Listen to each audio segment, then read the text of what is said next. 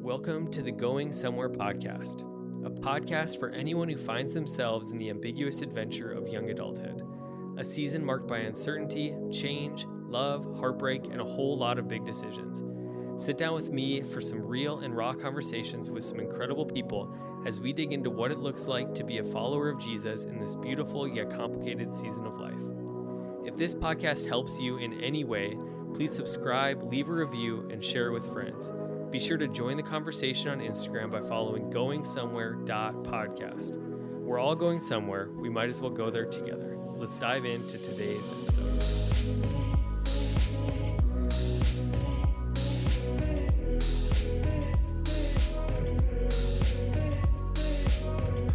Hey everybody, welcome to this week's episode of the Going Somewhere podcast. Today I'm joined by my friend Dylan Werner. How are you doing? I'm doing great. I'm excited to be here. I think more than excited to be on a podcast. I'm just excited to be hanging out with you. I know. Every chance we get to just connect and chat and have a conversation, I really love that. And so this time we just get to do it with a couple of microphones and a camera. But excited to be joining with you. Let's not call it a camera. It's a phone that functions as a camera. Well, a phone is everything now. Yes, that's true. You know, they even have airplane mode, so you can fly through the sky, I heard. Yes, that's exactly what that does. It helps you fly. No, I agree. That's actually one of my favorite things about the podcast is like, I'm just having conversations with my friends and putting it out there and hoping that some people will listen and take something away from it. But I know, you're somebody that I've known for the last 8 years or so, and just have always been impressed with like the person you are and the character you have, but also it's always just a good time to be around you. And as you may tell today, this is not the normal Going Somewhere setup. We are at Evangel Church in Bismarck. Shout out to Evangel, Pastor Josh, letting us set up a little space. Remy. So my setup is pretty minimal. Like what I do is pretty... I use this little ring light right now, and I went to like Target, and it is called like an influencer kit. I was just gonna say, all the influencers have the ring light. Yes, and so I went to Target, and then the gal I was checking out, and she's like, "Oh, you have a little movie star in the making in your home," and I was kind of like, "Yeah, it's me." You're actually looking at him. yeah, it's me. The $20 ring light is gonna really project me somewhere, but no. So I appreciate being able to be here today, but we got to know each other. You were in Fargo-Moorhead for a little while. So what brought you to Fargo-Moorhead and then brought you back to Bismarck, and what are you doing now? I just want to hear. Yeah, ended up there strictly because of school, and didn't really even have a really great reason to choose Fargo-Moorhead for myself. All I really cared about most, I think, was getting out of Bismarck. Okay. I grew up here and had never really lived anywhere else. And so I think for me, it was the idea of, hey, I want to continue pursuing my education, but also I want to be somewhere new where I can, be a little bit more independent and just kind of start fresh in a way. And so that's what I ended up going to Concordia in Moorhead. And then I had just started actually like coming to Evangel and engaging with some community and developing relationships here right before I left, which I was actually ended up being pretty bummed about because I was like, I like met all these awesome people and have this great community. Right. But I already decided that I'm like going to go somewhere else. And way back when Pastor Josh was our young adults pastor. Yes. And so he told me, he's like, all right, well, if you're going to leave and you're going to go to Fargo-Moorhead, you at least have to promise me that you're going to go to Chi Alpha. And I was like, yes, I will do that. And so I ended up, I was in Moorhead at Concordia, but always jumped over the river to come to Chi Alpha at NDSU and got into some awesome community there and got to know you a little bit better. So yeah. When it was always like one of those things that when Dylan came over, it was always like, yes. And you were in Cole's small group, I believe, or you hung out with Cole Shabensky and then I remember like, oh man, this guy's so awesome. And then you're like, I'm going back. No, don't leave me. Yeah, Cole still gives me a hard time because I was supposed to lead a small group with him the next year. And I was like, hey man, I'm not going to be here. That's right. And to this day, he still says that I left him for a girl in Bismarck, which is now my that wife, true? Kendra. Yeah, okay. But if it's true, it's okay. I think he exaggerates a little bit. I wasn't just coming for a girl, but she's a great girl. Yes. And we just happened to get married. So amazing. So how long have you guys been married? Yeah, we are coming up actually at the end of May here on our 5-year anniversary. Congrats. Which feels like a big step. I don't know. Yeah. Like the first 4 years definitely flew by, but 5 is, I don't know. It's just like a very solid number, Yeah, it's real now. Yeah, it's real. So 5 years at the end of May, and a lot's changed with that too, because we have 2 kids now. Yes. Our son Maverick just turned 3 in March, and then our daughter Amelia is about like 17 months now. Okay. So we're in the thick of parenting and that whole journey, which is a lot and a lot of energy in a 3-year-old. So what are your kids like? I mean, our 2 are pretty different in a lot of ways. So is that for you guys, or what are you guys seeing in your kids? Yeah, they're so different, personality wise, and just, I mean, it's been a totally new experience with both of them. And so, I think there's the idealist in me would want to think once you start parenting, like you have your first kid, you get a little experience under your belt, then you just kind of would know what to expect. Yeah. And the next time around, just be way easier, and you definitely learn things. But at the same time, I think at least for us, like our second child, like Millie, is totally different than Mav was. Okay. And so I think that all of the exact same parenting tactics are just the approach, and like learning to parent and raise this child. There's like so much nuance, I think, depending on their personality and who they are. And so Mav has always been, he's lived up to his name, because I think Maverick translates as like wild man. I feel like, when you name a child like Maverick, you're just inviting a little bit of wild into your life. Yeah, and it walked right through the door with us when we came back from the hospital. And he's always been like so high energy, always going, and even just developmentally, like all of the physical milestones, like rolling over and crawling and walking and running so early. And I think there's always been this thought of like, you could slow down a little bit. And so he's so high energy, super rambunctious, but also like very kind and super caring, and just seeing that develop in him. He loves being a big brother, and sometimes too much, and his affection turns into like, don't smother your sister, or like, no, you can so much. Yeah, you can hug her, but don't like wrap your arms around her neck and give her a headlock. So he's amazing. And then Millie is much more calm and has a very different demeanor about her, where she's always been much more chill, probably a little bit lower maintenance, just on the side of, she's not always getting into something, but she has her moments too. Yep. But yeah, super smiley, just has a ton of joy in her, even at this like very young age. So that's awesome. They're both incredible in all kinds of different ways. Yeah. Well, we're fast approaching. I mean, from when we're recording this, we're like probably a week away from baby number 3. And people are asking me like, are you guys ready? And we're like, yes and no. We're getting some practical things ready, but I feel like when you have we have 2 high energy kids. So Summit, like when he turned 2, we almost say like a before and after. Like he just like had new energy, and he's very rambunctious and wild man too now. But we're just like, they won't slow down. So adding a third in, good thing I learned how to juggle when I was a kid. Yeah. That's how I feel sometimes. But no, it's so fun. Like I think everybody, young adulthood for me is hard to define. And I know you spent some time in a role as a young adult pastor, which I'd love to talk about, or that being part of your covering. But everybody's experience is so different. Everybody is like, it's kind of called a season, but really it's very diverse in experience for everybody. Totally. And, for some, it's really marked by career, marriage, but there's so much change that's happening like across the board.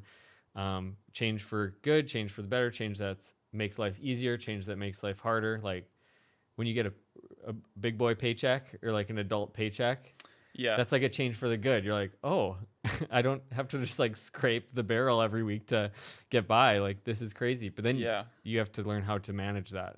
And so it's just like so much happening in such a short amount of time. But what has that experience been for you? Because you obviously, when you came back, you got married pretty early. You started working at the church part-time, all that. So what has that kind of experience been like for you? Yeah, I think you're totally right. There's so much change that marks young adulthood, and even being specifically in young adult ministry for a season, it feels like a hard demographic to nail down, in the sense that we like to in a lot of other areas we kind of have hard markers of like age or grade, for like kids or youth, high school, or youth, middle school, high school, and things like that. And then young adulthood, you get there, and we always said like 18 to 30-ish, but it's so hard because I feel like young adulthood as a season is much more marked by stage of life more than your age, because depending on all of these different things that can come into play of career paths and getting married or having kids and growing a family or not doing that. For a lot of different people, we engage those kind of life markers at very different points in time. And then that just a lot of the time I think affects, what your life looks like. Where when I got, married and then especially once we had kids, that's a whole new level of commitment and demand on your schedule and your time and attention, where all of a sudden it's like, I can't go hang out at my friend's house in his basement until 2 a.m., 5 days out of the week, because I just have like a low commitment level for things compared to, being responsible in my relationship with my wife and loving her well to the best of my ability, and trying to raise kids in a God-honoring and life-giving way. Like that just automatically changes your level of margin and kind of capacity for a lot of different things, I think. And then too with it, you adjust, right? Because there's also not this sense of I got married or I have kids now and my life is over. Right. Which I think for sure. Maybe people worry about it sometimes, and it's a drastic change, but you also learn to adjust and say, life hasn't stopped. And so what does our new normal, or what does it kind of look like to now live in this new context or with these new responsibilities, and to try to steward those well. And when I think of all of that transition time, like for me, I feel like it happened very quickly because, Kendra and I got married, and then since that time, like I said, we're coming up on 5 years, but we got married. Initially, before we got married, I think planned on waiting a lot longer to have kids, and then, had that desire in our hearts earlier than expected. And so, now have 2 kids. I think that Kendra and I, between us, we've probably, since we got married, been in like 7, 8, 9 different job roles. Where she had switched and done a few different things, and I've transitioned multiple times in my role here at Evangel at the same church.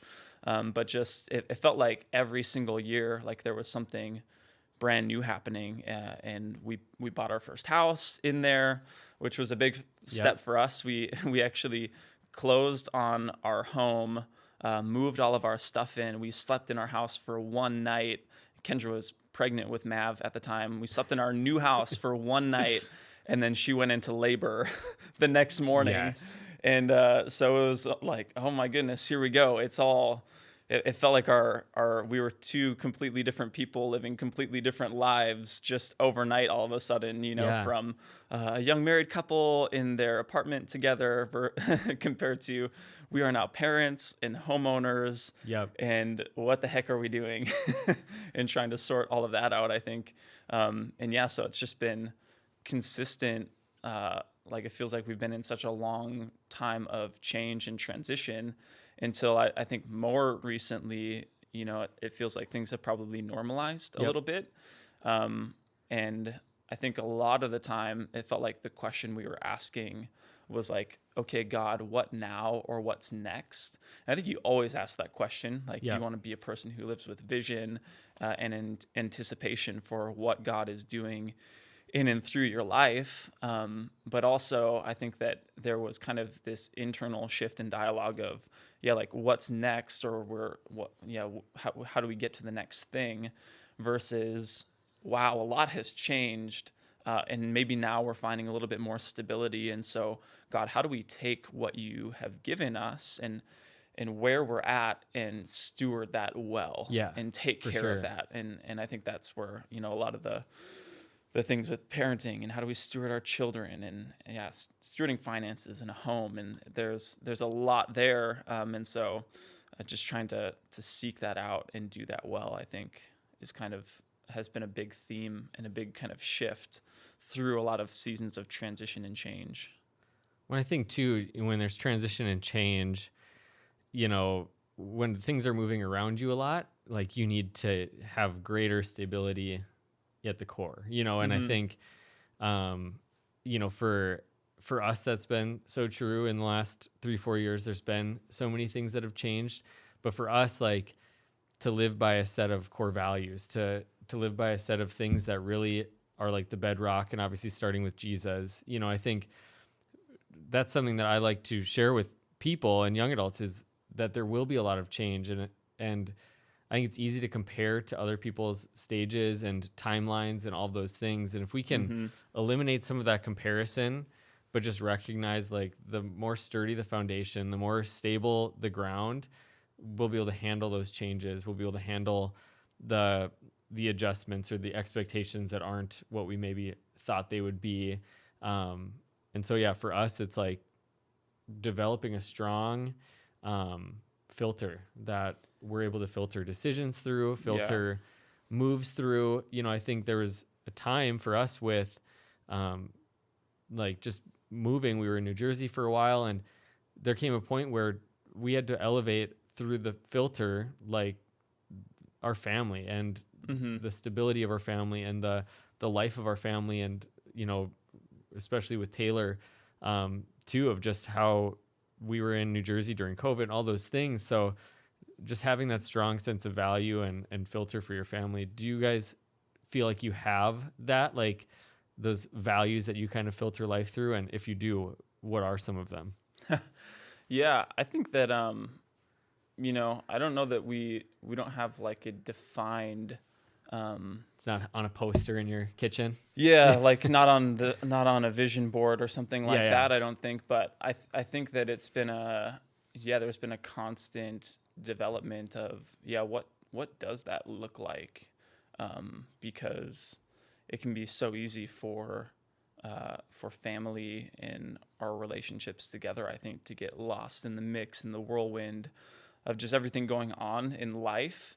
And I think, especially for me, in being in pastoral ministry, it's something that I try to be just always cognizant of, because there can be a lot of blurred lines of like, where does ministry and work begin and end, and how do you have good and healthy boundaries? And the reality too is like ministry doesn't end. And I think that so often, the question of like balance gets brought up, of like, how do you balance things well? And I feel like balance is kind of a bit of a myth in a way, or it feels, I don't know, because it feels like as soon as you figure it out, then again, you're like, something changes, and life feels really balanced, and now we're introducing a third child, and so that throws a ton of things off, and so for us, I think it's constantly like, yeah, how are we on the same page, and how do we live life together? And for like ministry, like what does it look like to do ministry together versus how do I balance family and ministry? How does our family do ministry? And I think that informs a lot of that. And it's a question that we're still even figuring out in a lot of ways. And again, like I've been in a new position almost feels like every year. And so it's like, okay, yeah, what does this mean for us, and what does it look like? But I think recognizing the reality when you talk about like values or what's important to your family, I think there's this recognition that home is the first, missions field, and to recognize that it doesn't really matter how well, we feel like we're doing in ministry, or, how much I'm killing it in my job. If when I go home at the end of the day, my family is not in a place of health, if our family, if our kids are not being loved and discipled and cared for well, if I'm doing that in another setting, in another context, but failing to do that first at home, then I think like we're totally just missing the mark. And so I think always trying to think with the mindset of beginning at home, like, what are the values that we are embodying and living out there, and letting that overflow into all of these other areas, I think is an important thing. Yeah. Bob Goff has this quote that I have always loved, and it's like, why do we call everything ministry? Let's just call it Tuesday. It's just kind of that, I love that idea of like, we've put kind of like a terminology, and I think that it's important and it's necessary, but like just that gap between like a person living their life for Christ and then vocationally, or we so oftentimes attach like the job or the place we serve as our ministry, when his thing is just like, what if it's just Tuesday? Like, that's just your life. It's the overflow of what's happening inside of you. And I think, again, that's easier to verbalize than it is to like embody and live out. Yeah. But that's kind of something that we've aimed for, is that ministry, quote unquote, would just be the way that we live our life. And I think the closer we get to that, not that it's perfect or not that we figured it out, but the closer we get to just our overflow of our walks with Jesus being life-giving ministry, it's been easier for us to navigate that as a couple, as a family, because, for us, like one of the big things is just, I mean, we have our boundaries, but like open door policy. Like we always say, we eat dinner 7 nights a week. It's no harder to make spaghetti for one other person or 2 other people. So why not just open that? We had somebody over and it was just like chaos in our home. Like Taylor thought I was going to get home from work earlier and I didn't. And so like there was things scattered on the ground. And I think a year or 2 ago, we would have been like insecure, or we would have been oh, this ruined the night, or like we'd have been angry at each other. And then we've just kind of said, no, we're just inviting people into the life that already is, not calling it anything else, just calling it friendship, calling it loving people, calling it just doing life with others. And so for us, it's been big. And I think one of those things for us that we've elevated when it comes to values is community, is doing life with other people. And I know that's something that's important to you guys as well. So how does that play into it? And what do you see? I think that's one of the greatest needs for young adults is community. Yeah. And so what do you see in that?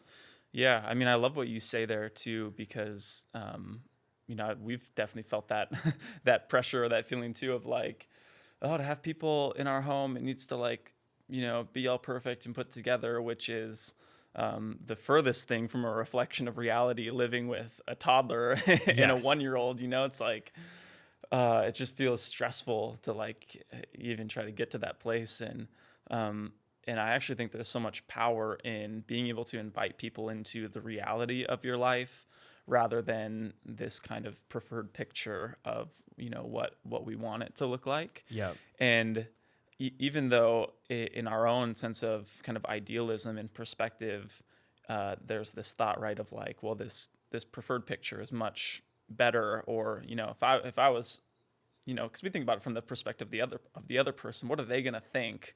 Yeah. And what they actually want in reality is not this perfectly put together, magazine home when they show up.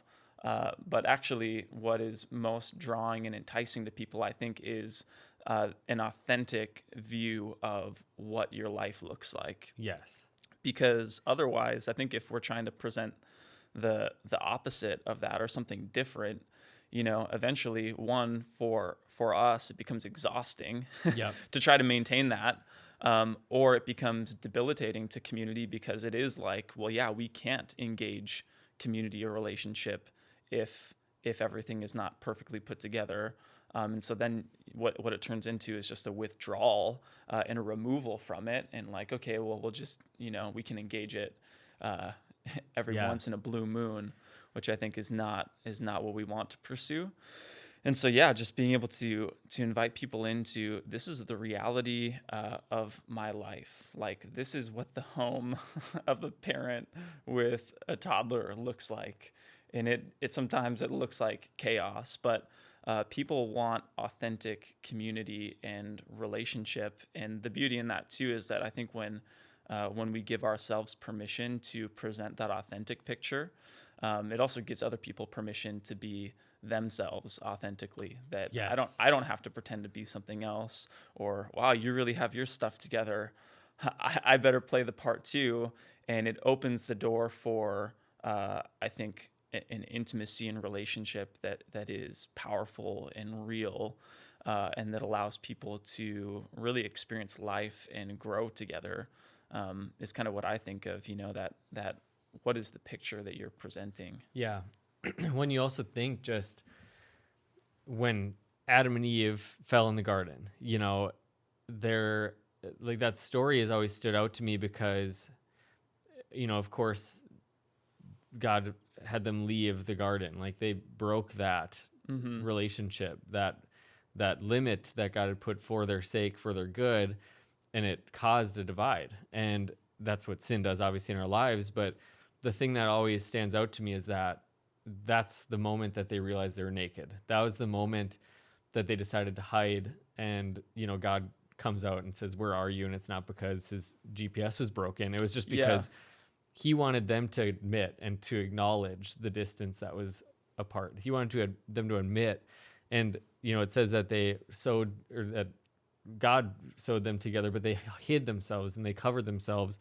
And I think that's, we project this fake self because we want to, when we're flawed, we oftentimes want to cover that up. But in true, authentic, Christ-centered community, there is no hiding. There is no place to cover. And so to recognize that as quickly as we can, and to be authentic. And that doesn't mean, I think some people can interpret that sometimes as like, I'm a bad guy, but it's just the way I am, but to admit like the flaws, the brokenness, the gap, and the need for Jesus, and then work towards that in community with other people. And that's where like life on life, like life to the fullest, really happens, in my opinion, is when we present our authentic, broken selves to other people and to God.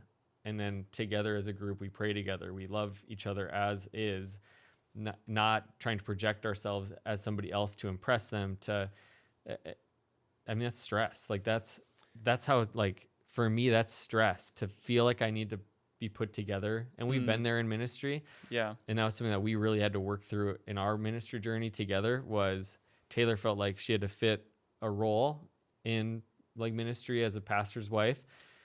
And now we're just at this point of like freedom, and working towards that place even more. Yeah. And that even makes me think of kind of this topic in conversation. And I can't remember where this is even from, but this idea of, because, I think culturally right now, it's really rare for people to have that, be embedded in a context of real authentic community, where other people and are known by other people beyond just like this surface level. Yeah. And looking at the difference between, I think so much of what we see right now, or kind of this even picture at times of, oh yeah, like having community or having relationships and friends in life, is this difference in picture between like entertaining and an actual practice of hospitality. Yes. Like a lot of the times what we see, and even like, I think you look at movies and TV shows and stuff, like Yep. a lot of what community looks like is entertaining. Like we're entertaining for the night and having people over, and we've got hors d'oeuvres and light jazz playing in the background, and it's all very social and I mean, that's how our house is, and wonderful night. and fun. Yeah, like just a classic Tuesday at the Werner household. It's just Tuesday. It's just life. It's just who we are. We're just jazz enthusiasts. Yes. Yeah.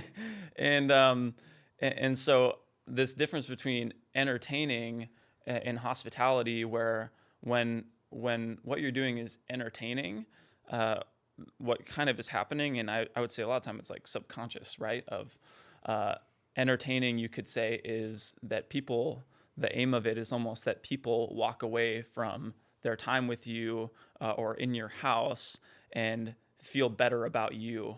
Like, yeah, oh man, aren't those guys just the best? And I want to be like them. And right. Like that people walk away with thinking, wow, I hope their mind is blown by, again, this like preferred picture of, I just hope that they think we're awesome. Yep. Versus hospitality, it's totally reverse, where the end goal, or what happens, is that people walk away feeling better about themselves. It's not, I hope they feel better about us. It's, I hope that someone leaves our house or leaves time and community with us feeling better about themselves, like feeling more full and joyful and at peace.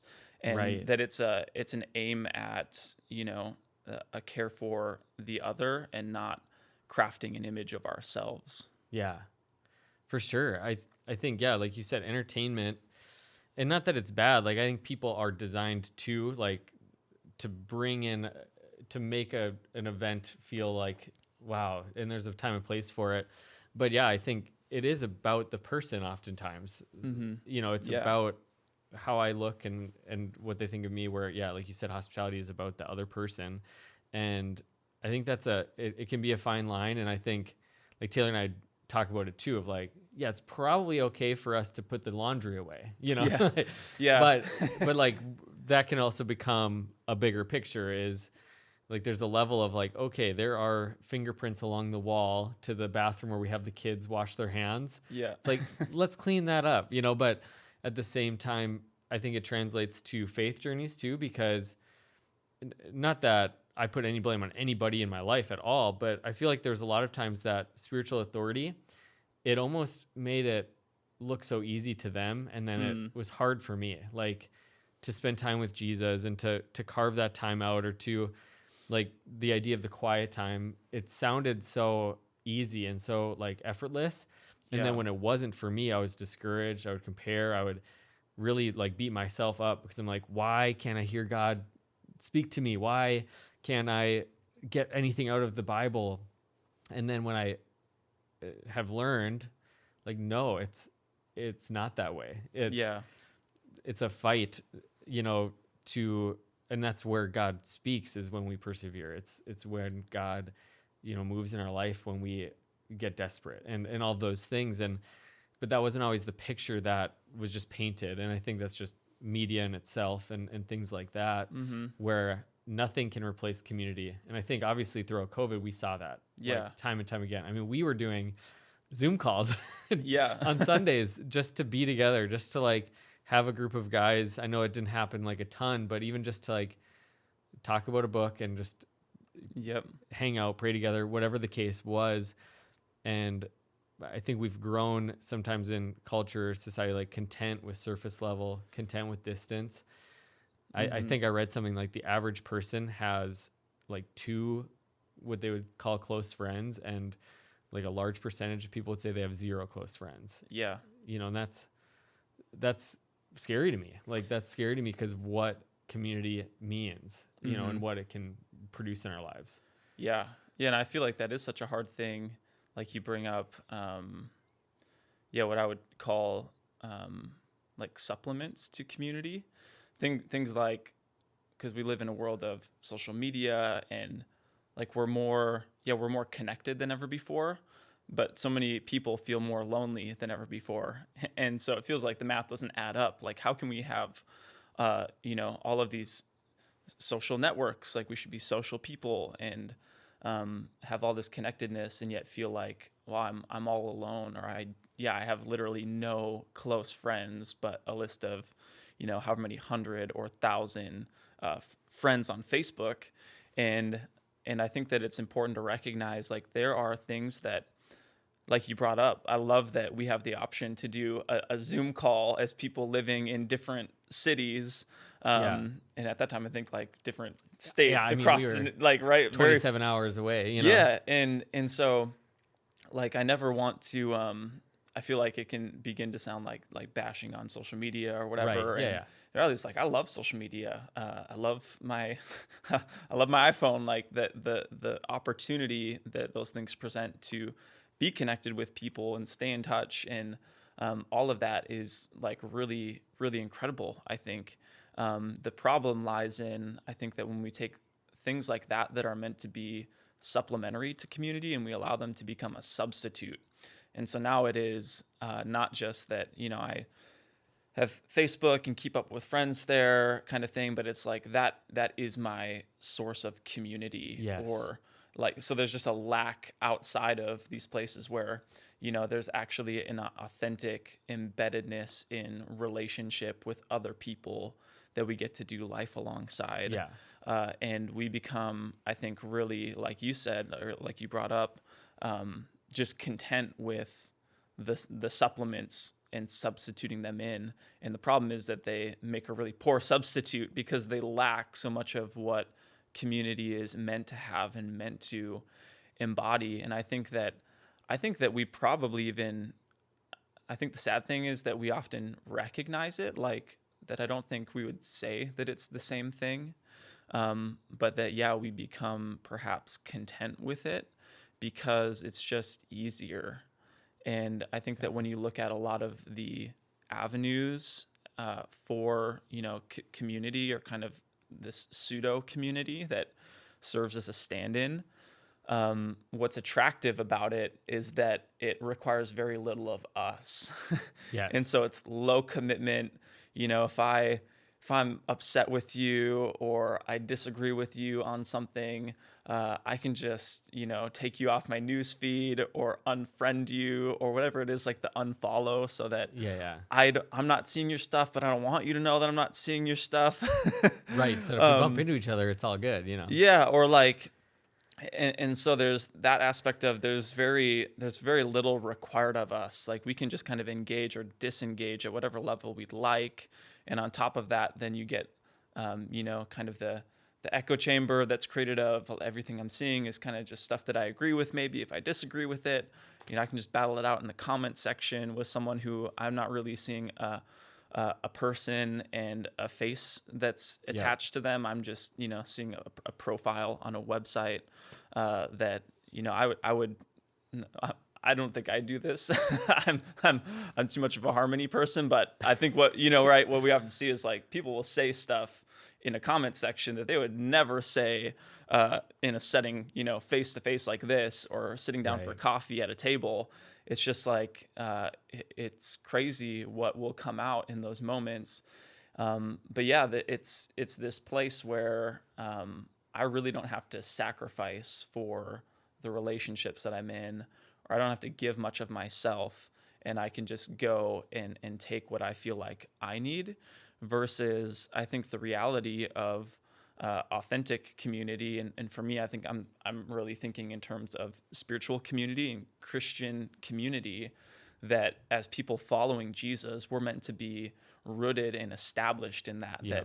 That in our faith journey, we actually miss so much of what we're supposed to experience in formation and discipleship when we're pursuing that journey outside of community, like outside of that context. Because I think, we've probably all heard people be like, well, do I need to go to church? Like, I don't have to go to church to follow Jesus. And it's like, Jesus is not, he's not captive in the church building, like this reality that we have access to God wherever we are, that he is with us, that we live as temples of the Holy Spirit, but also this reality that just because we have access to God outside of community does not mean that is supposed to be the primary context in which we grow in our faith, like that we just are off kind of on an island, but that actually we are the body of Christ, that we're in community.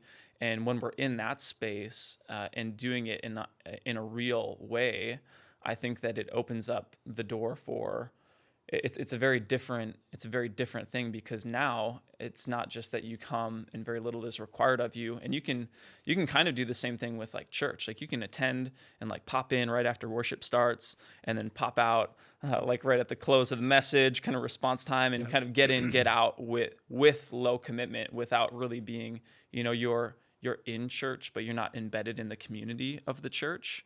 But when we are in, real authentic Christian community together, what then I think is held in that space is actual opportunity and room and space and invitation to practice things like, which this is not the ideal picture that we get of it. Like I think we picture Christian community as, we all love Jesus and we should love each other. And so there shouldn't be any conflict, and it should all be really easy, and we just kind of step into it and everyone's best friends. We'll sing Kumbaya around the campfire and that kind of thing. But again, the reality of Christian community is that there are opportunities and invitations into what the Bible tells us as opportunities for forgiving one another, which means we're first going to wrong one another. Yeah. That there's going to be conflict, that there's going to be opportunity to joyfully celebrate with one another, but also bear one another's burdens. Yeah. And there are challenging things that come with an authentic expression of community that fall outside of our ideal picture, or fall outside of what we maybe on the surface think that we desire, but that are actually right at the core of what we need. That we need those things in our formation, that we need those things in our faith walk and in our journey with Jesus, that if we are not in community, we don't even have the opportunity really to practice love. That you cannot love outside of community. And even God himself is love, and we see that God exists even before creation in community as the Trinity, Father, Son, and Holy Spirit. And so even in who God is, there's this expression of design for community, that we are designed for community, and that we need those things. And it's those components of, I think, that are difficult yet formative and purifying and rewarding when pursued and engaged, that we totally miss out on when we just settle for the substitutes, Yeah. That's so good. And I feel like real and authentic community is not easy. It's not. And because community, when it's all boiled down, it's love, and that doesn't mean it's always, like you said, kumbaya, but love is slow churned. Love is something that is developed through intentionality, through sacrifice. Like that's really, if you look at the cross as your definition of love, and you look at Christ as your definition of love, then you have to look through the lens of the sacrifice and effort and intentionality that was required to produce that. And I think that's the thing, is like at base level, online communication, social media, it's still passing of information. There's so much that's missed in that, and so much that we refrain from in that can only be exchanged face to face. Like I think of this, we had early on in our marriage, we walked through kind of a family thing on Taylor's side. Her mom was sick, and there was some stuff that was really scary for us. And we told some friends, and we got a lot of text messages, and by no means were we like, hey, that was bad. We got a lot of text messages, but then we had to knock on the door, and it was Ryan and Ashley Ham, and they came in met us at the door with a hug, sat on the couch, cried with Taylor, cried with us, just held us. And we felt so loved. You know, there's been other situations, well, them in particular, but other friends, and that even became me. Like, it's easy for me to send a text of encouragement. It's easy for me to send a text saying, you know, have a great day, or consoling somebody that's going through something difficult. Yeah. But to actually show up or even call or whatever, obviously just the action of it is, but also just the fact that you did it shows love in a different way. And I think that'll always be more difficult than the alternative. But it's just like eating. It's harder to cook and prepare a healthy like meal with good ingredients than it is to just go to the store or go to Taco Bell and, you know, whatever, but it's better for you. And there's no shortcuts to love. There's no shortcuts to authentic community. Yet it doesn't mean that it's not valuable to us. It doesn't mean that it's not good for us. I mean, thinking of working out, like I would love to just, I saw this thing. It was like the ab hancer. It was what it was called. It essentially looked like a can, like the plastic wrap, you know, that has like the Coke cans in it or whatever. And it was just like, you just put that on your body and then you just like press it in and it looks like a 6-pack. And it's like, that's great. I would love that. But you're not actually getting the health benefits from that. Like, it takes intentionality, consistency, showing up when you don't want to, showing up when it's difficult, showing up when it's the last thing you want to do. Yet God puts all that together, and we can never have that shortcut to that. Yeah, we can't have an ab hancer community or an ab hancer love. Right, you just can't. Yeah, I think that's so good. I'm gonna have that image just stuck in my mind. Have you ever seen it? We'll look at it after. I'll put it up in the video. I was gonna say, I've seen the ones that are like just like kind of the electrodes that like stick to your muscles, whatever. And it's like flexing your muscles. It's like working out. It's like not the same thing. You're not gonna get. But yeah, I think that's spot on. I love that. Love is slow churned, you said. And it's like my ice cream. Yeah, just like the ice cream. There's no shortcut. And but yeah, like you said, it's harder. And so to be committed to that more than we are committed to ease of relationship or ease of community, I think is such an important thing. And like even you brought up, you know, you recognize in experiencing that, you recognize the difference. Like you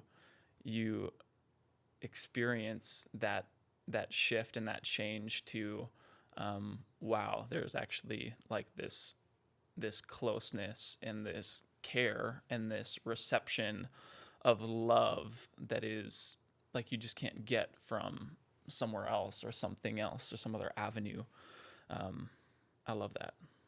Yeah, I mean, again, at the baseline, love, it's a Bob Goff, but love does, you know, it shows up and it's present, you know, and I think that's the thing that I think especially like our generation and young adults will always have to battle is the idea that it's easy to kind of play along with the norms, but is it life-giving? Is it what God desires for our lives? Is it producing the life? And I think like I want to be a part of a community that is a lot of fun, you know, and we have a good time, but I also want to be a part of a community that when there's conflict, the natural is to address it face to face. And it's to not harbor those things and to hold on to those things, but to come to the person and have that conversation. Like, it's not just all like, yeah, our community's so great. Like, we just play games all the time and we, you know, we prepare meals and show up at houses with meals. And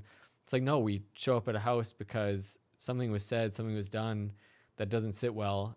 I'm going to talk it out with this person with the end goal of love, you know? And like, I remember, you know, when I was in elementary school, our neighbors, their names were the Kramers. And if you walked through their backyard, you shaved off a good like 4 minutes from the walk to school every day. And so we would do that. And we would just kind of walk along our fence on their side and we would hop this little like fence and go through another neighbor's house and we get to school. Well, one day I came and I walked the normal way, but there was a cop standing in the driveway And he asked where I lived and all these things. I thought I was going to jail. I was like at that age where I was like, oh my goodness. And he talked about how the grass is being trampled down, the flowers are being destroyed, and like all these things. Yeah. And it's like, as much as shortcuts are awesome, you just can't, it's not, somebody's hurting. Something's not in order. Somebody's going to jail. No, yeah.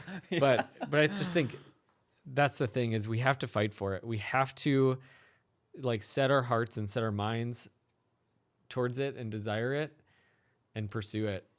Lastly, just kind of wrapping that up and wrapping our conversation up. But if there's somebody out there that's maybe like, how do I do it? What would you say? Like, what would your advice be to somebody that's saying like, how do I get started in that and pursuing that? Yeah. I mean, I think that there are a couple dynamics at play. Like, one, I think that there does need to be that like personal commitment to community, because it's like a double-edged sword in a way. I think, in the church, even there can be times where, so like for me, part of my role as our connections pastor is like, I want to help foster and create opportunities for community to happen, in the context of, we call them connect groups, small groups, whatever, to create opportunity for that. And so we're constantly seeking out like, how can we initiate and engage and like lead the way in creating those opportunities. And we always want to do that to the very best of our ability. And there are also times, I think, where, in whatever context where people can feel like, man, like I don't have community, and, it just feels like there's not opportunity, or, like people, like nobody's approaching me. And so that's why I don't have friends, or I don't have community. And I think that on the one hand, there is also this sense in which, if we want to have life-giving community, that we should be committed to being a catalyst for that, and actually being like creating community rather than just waiting for it to fall into our lap. And so I think that can be a challenge when it's like, well, I just don't have community. When's it going to come? And I think that there should be an active participation in, I'm seeking that out and engaging, like, literally talking to people, or reaching out. Hey, you want to grab coffee or get together sometime, or want to come over to my place? And there's an opportunity to be actively engaging that. But that also there is a reality of like, if it can feel really difficult, where do I start, or who do I ask, or what does that look like? And so I think another important thing is just to be like, as you're committed to that, as you seek it out and pursue it, I think you be the friend that you want to have, right? Yeah.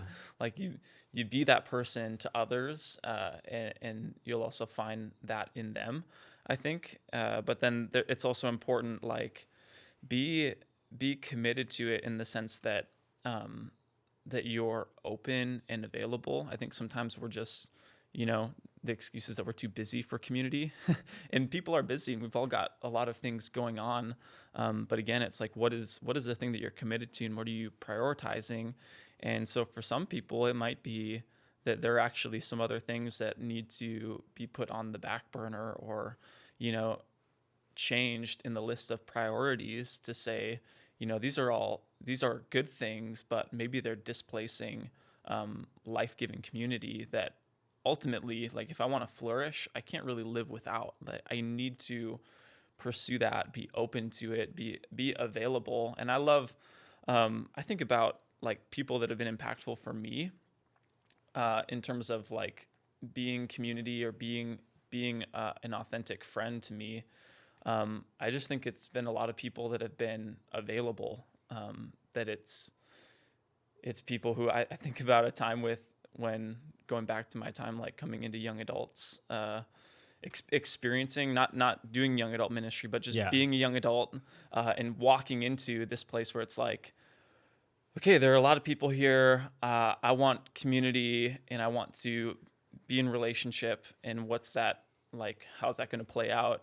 And I remember Pastor Josh, for me, was a huge part of, like, he totally took me under his wing and, like, you know, sought ways to help me find community.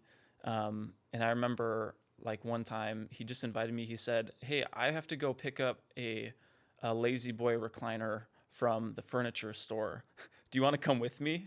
Right. He doesn't need you for that. Yeah, he doesn't need me for it. It's not like anything spectacular. It is like it's Tuesday or whatever. It's life. Like, I am living life, and I can invite other people into what is happening, even if it's as mundane as picking up furniture. Yep. And as a young adult guy, 18 years old or whatever, who was just, like, hungry for and desiring community and desiring relationship, I was like, I would love nothing more than to go get like, yes, I want to go pick up furniture with you, because again, what's desired is not necessarily this spectacular experience or groundbreaking thing. It is an authentic experience of life with another. And so it can be as easy as taking things that you're already doing or things that are already happening in your life and invite other people into that, like, invite people into that space. And I think that what we often find is because we're designed for and have a desire for community, if we just open up doors, like, people will walk through them. Yeah. People say yes to opportunities, but so often it just feels like there's not an invitation there to begin with. And so be an inviter into community, be an available person, and be open and be committed to it. Again, like, when it gets hard, don't disengage or withdraw, but be committed to the reality of community. And I think in doing so, we find a lot of that life, a lot of that growth, a lot of love that we get to give and receive and experience with other people. Yeah, I think so much of it's awareness. You know, it's when you give that to other people, they don't realize they have that need because they're just unaware of that need. And I think if you're listening to this is a heads up of just be honest with the need that you have for community and do whatever it takes to pursue that. You know? Question we always ask: if you were to give advice to 20-year-old Dylan, what would it be? So there's this thing called Bitcoin, and you should buy it. No. Yeah. I think advice to 20-year-old me.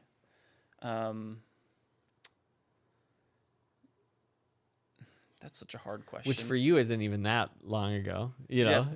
6 years. Yeah. 6 years ago.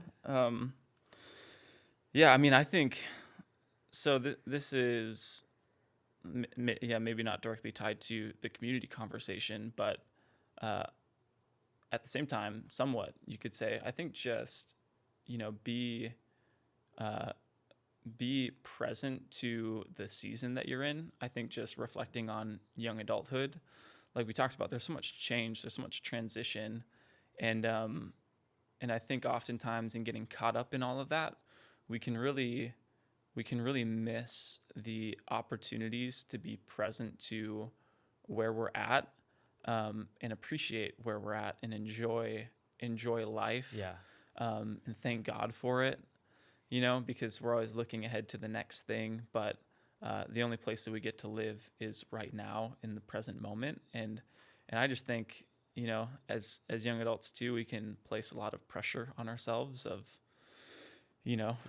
trying to make sure that everything, that we're getting everything sorted and getting things right, and we're making big decisions. And a lot of it is, it's like decisions that will change parts of the trajectory of your life. And so that can be, stressful for people at times. And it's just, I think it's a weird thing, because looking back now, I think in hindsight, after you walk through that season, you look at yourself and I'd be like, you're not nearly as busy as you think you are. like you have a lot of freedom in life right now. Sure. Like you have a lot of margin and stuff. But like, don't get stressed out, and don't take yourself too seriously, and allow yourself to be present and enjoy where you're at and make the most of it. And through that too, I think that then you experience a lot of those things. You experience community, you experience the relationships that are around you, and you're more present to those things. And so I would just say that, like, be present. Don't take where you're at for granted, because it's not a season that you're in for a long time, you know? It's good. Dylan, this is great. I always appreciate my conversations with you and just getting to hang out with you. And, you know, you're just such a incredible leader, and I've just seen you grow so much, and it's been fun to kind of from afar almost, you know, I mean, 3 hours isn't that far, but from afar to see what God's done in your life. And, you know, I always think of 1 Timothy 4, it says, don't let anybody look down on you because you're young, but set an example for the believers in life and faith and love and speech and in purity. And I just think you do such a great job of that. Like, you're not intimidated by the fact that you've, from an early age, have been asked to lead people that are much older than you. And I just think you do so with grace. And so it's awesome. I appreciate you and just care a lot about you. You're awesome. Thanks, man. I also just want to say, because I think a lot of the nature of what we've been talking about and just discussing, you know, which has been so fun. I feel like you are someone who embodies so much of this, you know. I think I have a lot of growth to be had in a lot of these things. And I think about the ways that I've seen you, you know, engage relationship with people. I think that you're one of those opportunity makers, someone who I've seen over and over again, like, invite people into relationship and into community. I think that you really do that well. It's one of the things that makes it easy to talk with you, to sit down, and I'm like, I could just do this all day because I could just talk to Steven. And I think that you embody just so much of what we've talked about, and I admire you for that, and I look up to you in that. And so you just love people really well, man. And I'm thankful for, you know, the friendship that we get to have, but also know that there are so many people around you and in life that have benefited from and continue to be recipients of, I think, a love that is slow churned, that's deliberate, that's not taking shortcuts. I really mean that. So, yeah, you're killing it, man. Well, appreciate that. And thanks for everybody that just got to be a part of that moment. But no, thanks for listening. You know, this podcast has been a journey, and it continues to get better and better for me. So if you're listening, share it with your friends, do what all those things can do to help other people experience this. And we just appreciate you. We'll see you again next week. And again, thanks for being a part of the podcast and being my friend. Love you, man. Yeah, thanks for having me. Love you. Absolutely. Awesome. Woo. Sweet. It's a wrap.